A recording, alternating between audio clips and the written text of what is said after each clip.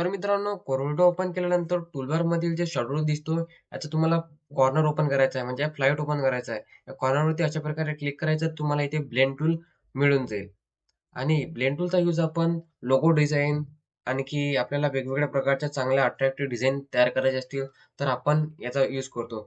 त्याचबरोबर आपल्याला टेक्स्टला नियॉन वगैरे इफेक्ट द्यायचा असेल, तर आपण इथे ब्लेंड टूलचा यूज करतो. तर अगोदर काय करू आपण, अशा प्रकारे एक इथे इलिप्सवरती क्लिक करू आणि कंट्रोल प्रेस करून असा एक इलिप्स ड्रॉ करू आणि यामध्ये रेड कलर फिल करू आणि त्यानंतर आपल्याला आणखी पण एक शेप घ्यावा लागेल. त्याकरिता तुम्ही सेम शेप घेऊ शकता, इलिप्स घेऊ शकता किंवा इथे रेक्टँगल घेऊ शकता किंवा इथे पॉलिगॉन, ट्रायंगल अशा प्रकारे कोणताही एक शेप घेऊ शकता.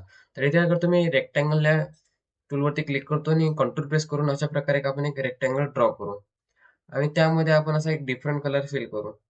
असं मी काय केला, कलर फिल केला. त्यानंतर आता ब्लेंड टूलचा यूज कसा करायचा, तर एक ऑब्जेक्ट आपण अशा प्रकारे सिलेक्ट केला आणि त्यानंतर शॅडो टूलचा फ्लायआउट ओपन करून ब्लेंड टूलवरती क्लिक केलं आणि त्यानंतर या ऑब्जेक्ट पासून या ऑब्जेक्ट पर्यंत अशा प्रकारे आपण ड्रॅग केलं, तर अशा प्रकारे आपल्याला एक ब्लेंड इफेक्ट आलेला दिसतो. आणि त्याचबरोबर अशा प्रकारे आपण जे ब्लेंड आहे ते या साईडनं वाढवू शकतो, याच्या सहाय्यानं, आणि या साईडनं आपण ते पूर्ण ऍडजस्ट करू शकतो. त्याचबरोबर याचे रिलेटेड प्रॉपर्टी टूलबार मधील ऑप्शन आहे, ते पण आपल्याला डिटेलमध्ये पाहायचे आहे. पण अगोदर तुम्हाला मी याचा एक डिझाईन तयार करून दाखवतो. तर आपण काय करू, अगोदर याची एक बलूनची डिझाईन तुम्हाला तयार करून दाखवतो. कंट्रोल प्रेस करून मी असा एक परफेक्ट इलिप्स ड्रॉ केला आणि त्यामध्ये असा रेड कलर फिल केला आणि याची जी आउटलाईन आहे ती आपण रिमूव्ह केली. रिमूव्ह केल्यानंतर काय करायचं आहे, परत याचा कंट्रोल डी करून डुप्लिकेट केला आणि शिफ्ट प्रेस करून याची साईज आहे अशा प्रकारे आपण कमी केली. त्यानंतर व्हाईट कलर वरती याला व्हाईट कलर फिल केला आणि अशा प्रकारे याला कॉर्नर वरती ऍडजस्ट केलं. त्यानंतर याला सिलेक्ट वर द्यायचं, ब्लेंड टूल वरती यायचं आणि अशा प्रकारे याला ड्रॅग करायचं. ड्रॅग केल्यानंतर अशा प्रकारे याला इफेक्ट येतो ब्लेंडचा आणि त्यानंतर इथे नंबर ऑफ स्टेप आहे ते आपल्याला इथे इन्क्रीज करायचे आहे. तर आपण इथे काय दिलंय, 50 स्टेप दिल्या. तर अशा प्रकारे आपण एक बलूनची बलून पण आपण अशा प्रकारे रिअलिस्टिक बनवून तयार करू शकतो. आणि त्यानंतर आता काय करू, आपण इथला डिटेलमध्ये पाहू. आता आपण इलिप्स टूलवरती क्लिक केला आणि एक इलिप्स ड्रॉ केला. यामध्ये आपण रेड कलर फिल केला आणि त्यानंतर इथे रेक्टँगल वरती क्लिक केला आणि कंट्रोल प्रेस करून अशा प्रकारे रेक्टँगल ड्रॉ केला आणि यामध्ये पण असा कलर फिल केला. त्यानंतर परत यावरती क्लिक केलं आणि ब्लेंड वरती क्लिक केलं आणि अशा प्रकारे याला ब्लेंडिंग हा ऑप्शन आपण दिला. त्यानंतर तुम्हाला पहिलं ऑप्शन दिसते प्रॉपर्टी टूलरमध्ये, जे आहे प्रीसेट. प्रीसेटवरती क्लिक केल्यानंतर तुम्हाला स्ट्रेट 8 स्टेप यावरती क्लिक केला तर तुम्हाला जो ओरिजिनल रेक्टेंगल आणि ओरिजिनल जो इलिप्स आहे त्याच्या इन बिटवीन आपल्याला अशा प्रकारे 8 स्टेप वाले दिसतील. हे तुम्हाला इथे दिसतात 8 स्टेप. आणि त्याच प्रकारे तुम्ही इथून 10 स्टेप घेऊ शकता, 10.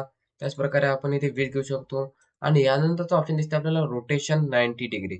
जेव्हा तुम्ही यावरती क्लिक करता तर हे याची जी तुम्हाला डायरेक्शन आहे ते चेंज झालेली दिसेल.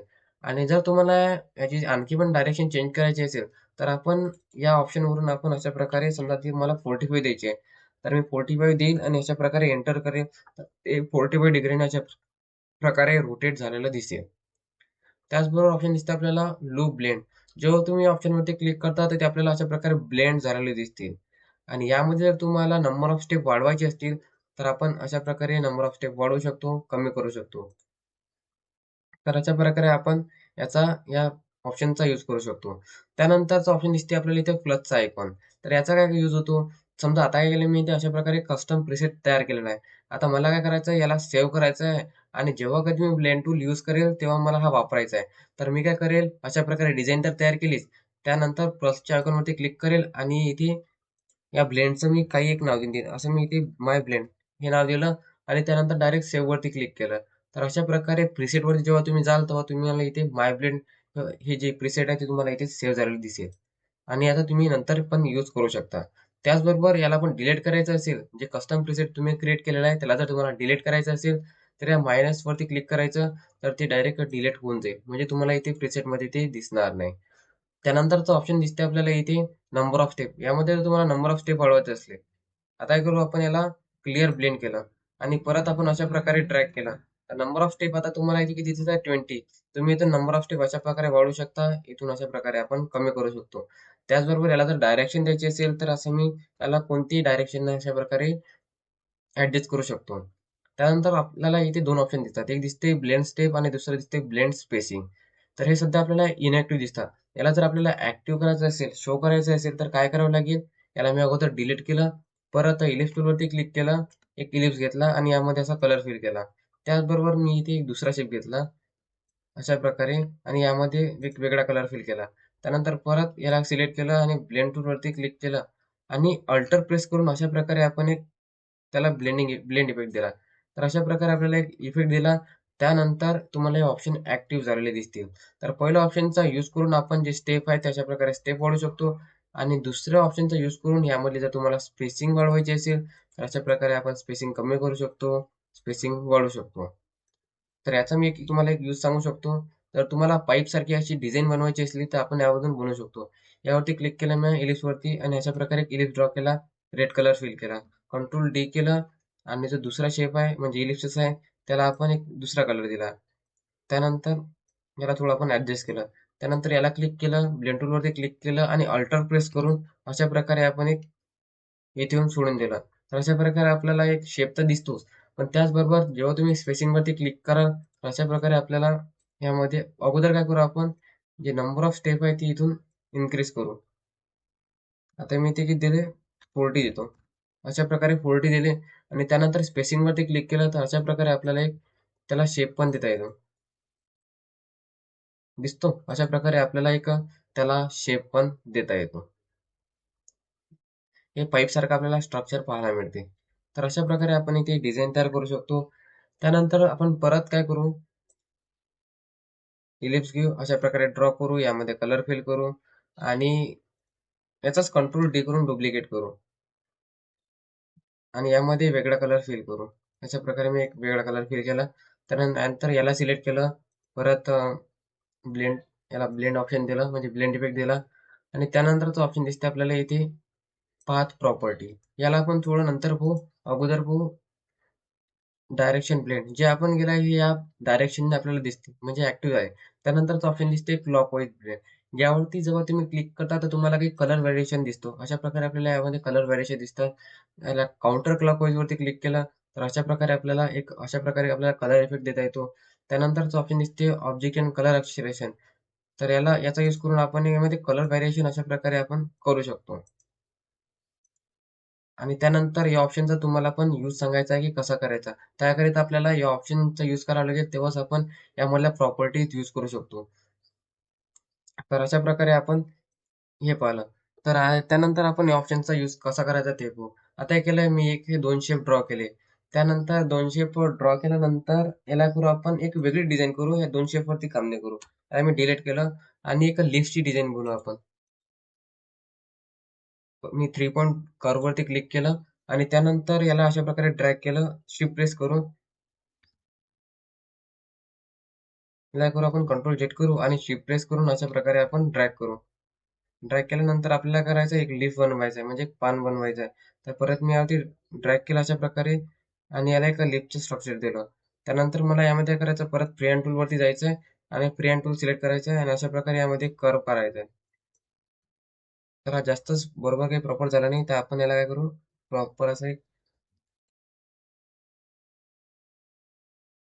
अशा प्रकारे आपण इथे याला काढला आणि त्यानंतर याला जर तुम्हाला ऍडजस्ट करायचं असले तर शेप टूलवरती क्लिक करायचं आणि याला प्रॉपर अशा प्रकारे ऍडजस्ट करून घ्यायचं.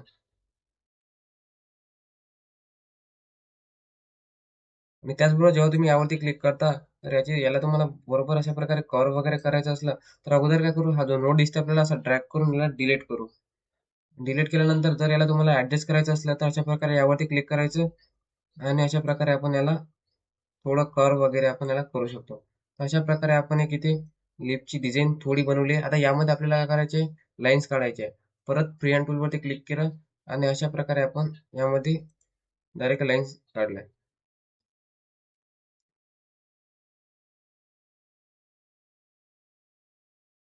त्याला थोडं झूम करतो मी आणि अशा प्रकारे आपण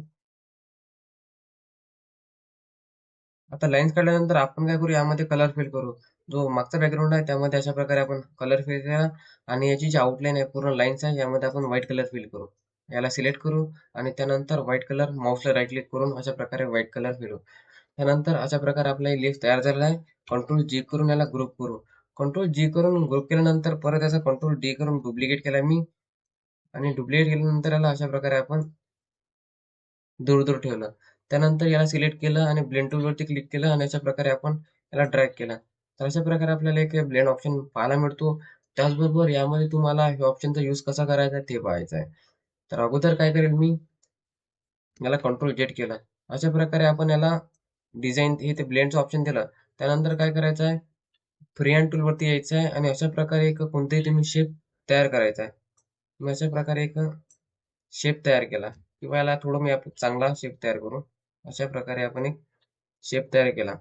त्यानंतर शेप टूलवरती क्लिक केलं आणि यामधले जे नोट्स आहेत आपण ते डिलीट करू. म्हणजे याला प्रॉपर आपल्याला कर्व करायचा आहे. मी डिलीट करतो आणि इथे पण तुम्हाला एक नोट पाहायला मिळतो. त्याला पण काय करू आपण, डिलीट करू. अशा प्रकारे डिलीट केलं आणि त्यानंतर याला काय करू आपण, प्रॉपर कर्व करू. अशा प्रकारे आपण याला एक डिझाईन दिली. त्यानंतर या काय करायचं, या पाथवरती आपल्याला जर हा इफेक्ट द्यायचा असेल तर काय करू, याला सिलेक्ट करू आणि त्यानंतर यावरती क्लिक केल्यानंतर न्यू पाथ यावरती तुम्हाला क्लिक करावं लागेल आणि अशा प्रकारचा तुम्हाला ॲरो आलेला दिसतो. तो ॲरो घेऊन यावरती या लाईनवरती येऊन अशा प्रकारे क्लिक करावं लागेल. तर असा आपल्याला इफेक्ट यावरती देता येतो. त्याचबरोबर जेव्हा आपण यावरती इफेक्ट देतो त्यानंतर तुम्हाला हे ऑप्शन दिसतात. यावरती क्लिक करायचं आहे आणि जर हे यावरती बरोबर स्प्रेड झालेले नसतील तर ब्लेंड अलोंग फुल पाथ यावरती क्लिक करायचं. तर या लाईनपासून जेवढा आपण कर्व हा ड्रॉ केलेला आहे त्या लाईनपर्यंत पूर्ण हे जे लीफ आहे ते ॲडजस्ट होतील. त्याचनंतर इथे रोटेट ऑल ऑब्जेक्ट याला आपण अशा प्रकारे रोटेट पण करू शकतो. त्याचबरोबर यामधली जर तुम्हाला स्टेप वाढवायची असतील तर अशा प्रकारे आपण स्टेप कमी करू शकतो आणि वाढवू शकतो. अशा प्रकारे आपण याची स्टेप वाढवू शकतो. आपण काय करू, यामधले थोडेसे कमी करू. अशा प्रकारे आपण काय केले, एक इथे डिझाईन तर तयार केली. त्यानंतर तुम्हाला म्हटलं मी ऑप्शन सांगायचे आहे. Clock wise blend. जेव्हा यावरती क्लिक करता तर तुम्हाला अशा प्रकारे एक अट्रॅक्टिव्ह यामध्ये कलर व्हेरिएशन पाहायला मिळतो. आणि त्यानंतर या ऑप्शनवरती क्लिक केलं तर अशा प्रकारे आपल्याला यामध्ये वेगवेगळे असे कलर फिल करता येतो. तर अशा प्रकारे आपण या टूलचा यूज करू शकतो.